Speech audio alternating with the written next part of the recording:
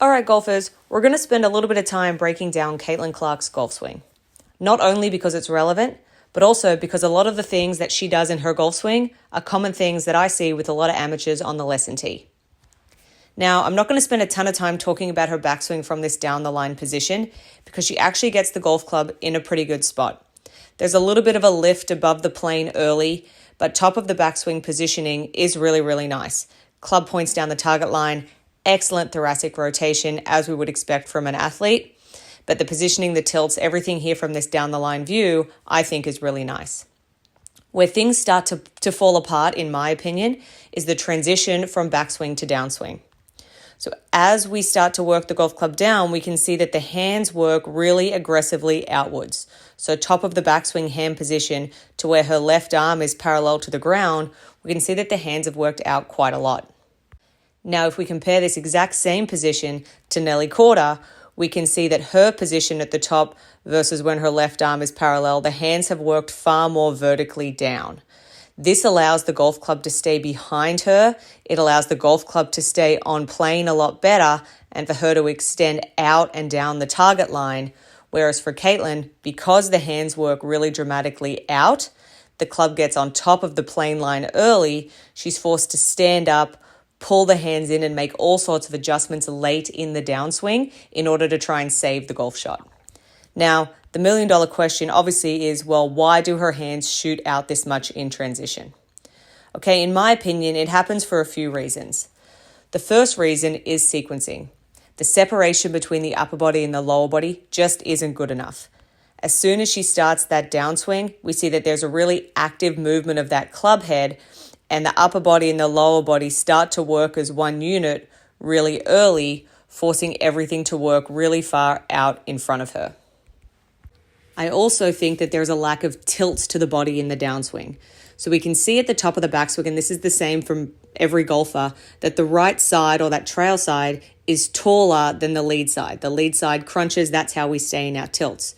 Well, if we don't reverse this somewhat on the way down and that trail side stays really high, again, that's creating an environment where everything is going to work out in front of us.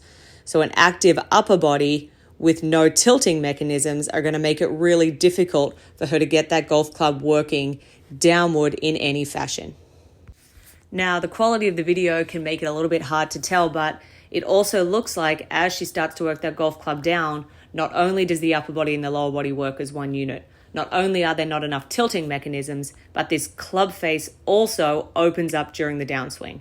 Now, this could be a chicken and the egg situation. Maybe it opens to compensate for these other factors, or maybe the other factors started to exist because of the environment that the club face was putting her in.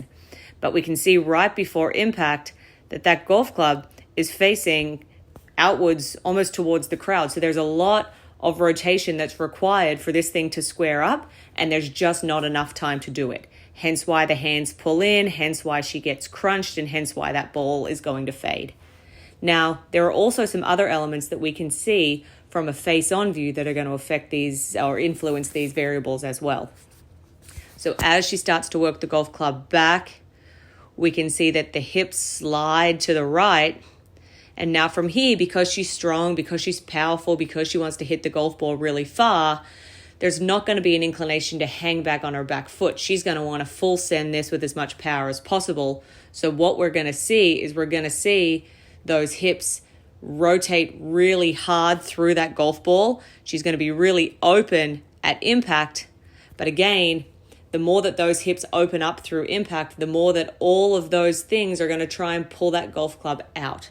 So there's just too many variables that are sending that golf club out in front of her, and not enough variables that are allowing the separation between the upper and the lower and the lowering of that club to occur for it to be able to stay on plane or underneath that plane line a little bit better. So for me, if I was working with Caitlin, I would work on sequencing drills, trying to feel like the lower body goes first and that upper body lags behind, the back to the target a little bit longer. The feeling of those hands falling into that back pocket in transition, and possibly even look to strengthen the grip a little bit just to get the club face in an environment that it's going to be more likely to want to close versus be open and have to have the compensations all the way through. So these factors are things that we do see a ton with amateur golfers, the club getting over the top, the lack of separation between the upper and the lower, and that's why a slice is what we see 90% of golfers hit. So looking at some of these variables and thinking, okay, what do I do in my own golf swing that looks similar to this? Am I tilting correctly? Am I separating as best as I can? Am I having enough, or do I have enough lateral movement in my golf swing? There's so much fear about sliding through the golf ball these days, these buzzwords that we hear, that sometimes, instead it's just rotate, rotate, rotate, but that might not be the kind of environment that your golf swing needs in order to swing the best that you can.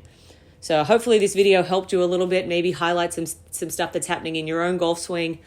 Now, nothing against Caitlin, incredible golf swing here for an amateur golfer that she is, but some of these variables a little bit out of place are going to cause her golf swing to be a lot more timing based than what she's going to want it to be.